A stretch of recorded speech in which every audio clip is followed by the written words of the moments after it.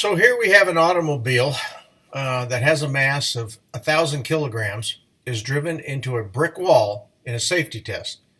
The bumper behaves like a spring with a constant of 5 times 10 to the 6 newtons per meter and is compressed 3.16 centimeters as the car is brought to rest. What was the speed of the car before impact, assuming that no energy is lost in the collision with the wall? So in this problem, we go back to our understanding of conservation of mechanical energy. You'll recall that when we dealt with springs and potential and kinetic energy, we developed the relationship for conservation of mechanical energy as kinetic energy plus potential energy in the spring initial is equal to the same thing on the other side. So we expanded that every time to 1/2 mv squared mgh plus 1/2 kx initial squared for the spring. And we did the same thing to the other side.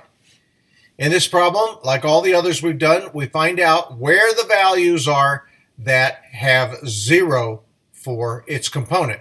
Well, there's no height in this problem, so that term goes to 0. And initially, there is no activity on the spring, so this term goes to 0. On the final side of the equation, the velocity goes to 0 after the collision. And again, there is no height in the problem, so there is no potential energy. But we have lots of activity going on with the spring on the final side of the relationship. So our terms simplify very quickly and easily to 1/2 mv initial squared is equal to 1/2 kx final squared, okay, for the compression of the spring. So from this, we're able to move our terms around and solve for the velocity initial squared is equal to the spring constant times the compression of the spring squared divided by the mass.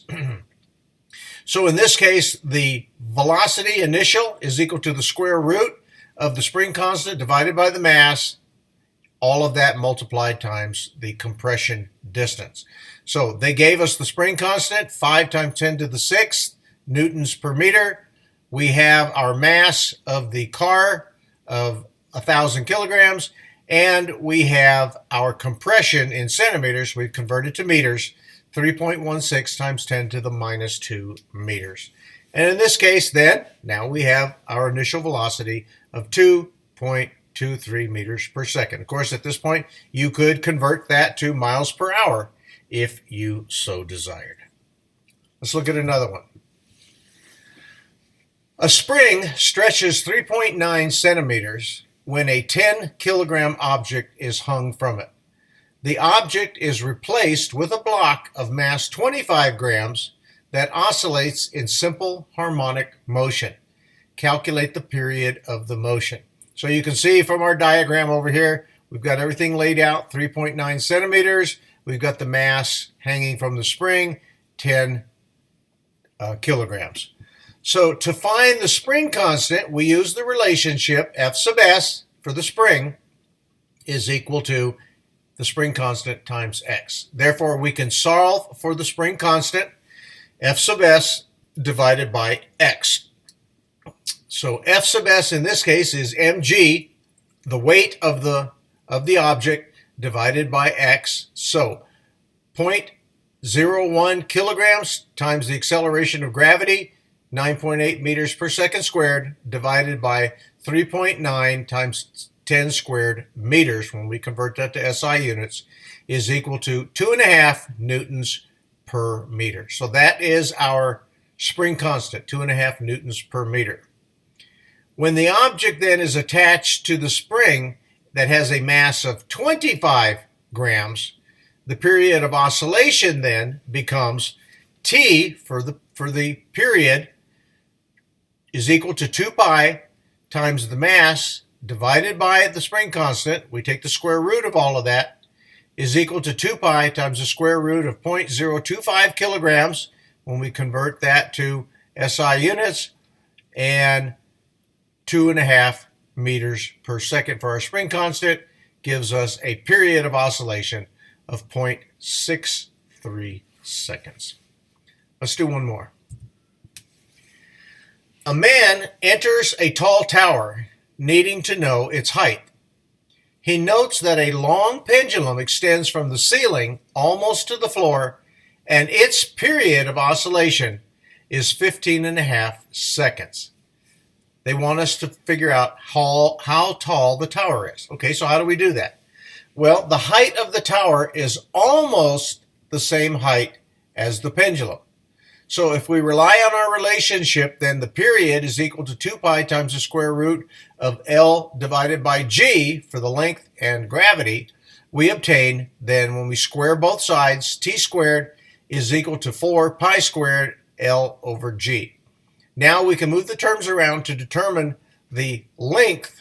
Then L is equal to gravity times squared, the period squared, divided by 4 pi squared.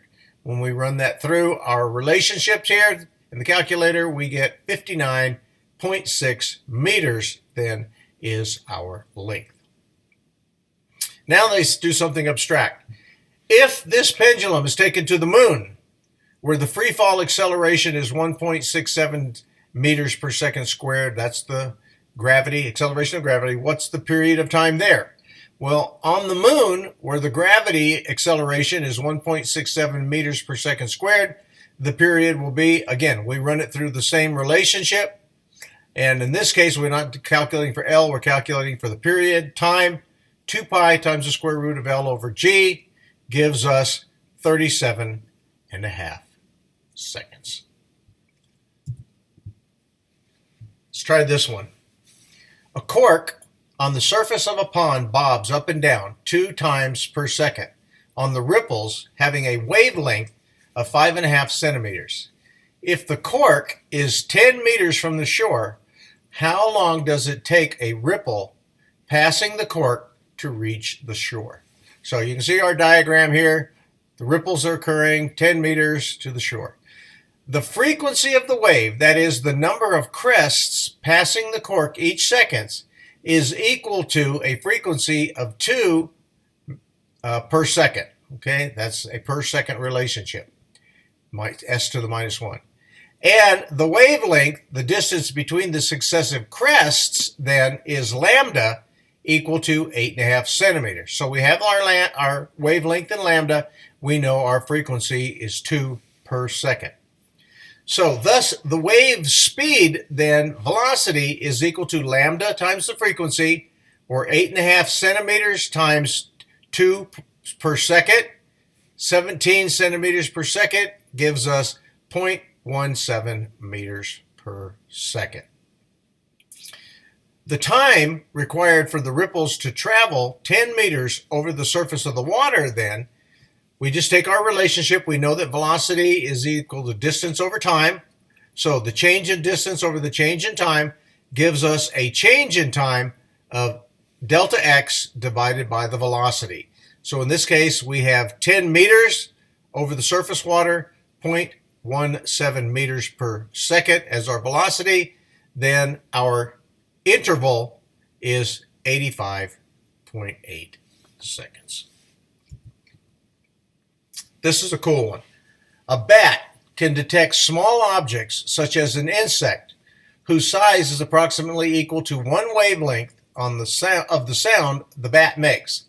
If bats emit a chirp at a frequency of 60,000 hertz, and if the speed of sound in air is 340 meters per second, what is the smallest insect a bat can detect? So we're looking for what kind of bug will this guy go after? Well, we refer to the relationship for velocity, lambda times the frequency, the wavelength times the frequency. The wavelength and the size of the smallest insect then is lambda equal to velocity over frequency. Rearranging our terms, 340 meters per second, 60,000 hertz, gives us 5.67 times 10 to the third meters, or 5.67 millimeters. That's about a quarter of an inch. So that's using the little sound return, the sonar return from a bat, how small a bug they can detect.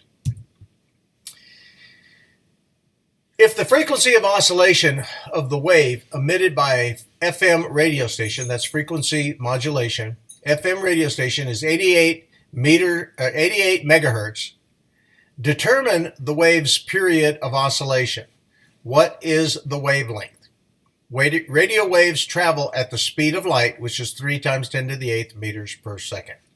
So let's take a look at it. We're given the frequency, 88 megahertz, which is 88 times 10 to the 6th per second. The period of time then is equal to 1 over that value of the frequency. So we do the inverse, and we get 11.4 times 10 to the minus 9th seconds, or 11.9 nanoseconds. So the wavelength is the velocity divided by the frequency. So the velocity of sound in air, 3 times 10 to the 8th meters per second. The frequency that we calculated above, 88 times 10 to the 6th meters per second, or per second, not meters, per second, gives us a wavelength of 3.41 meters.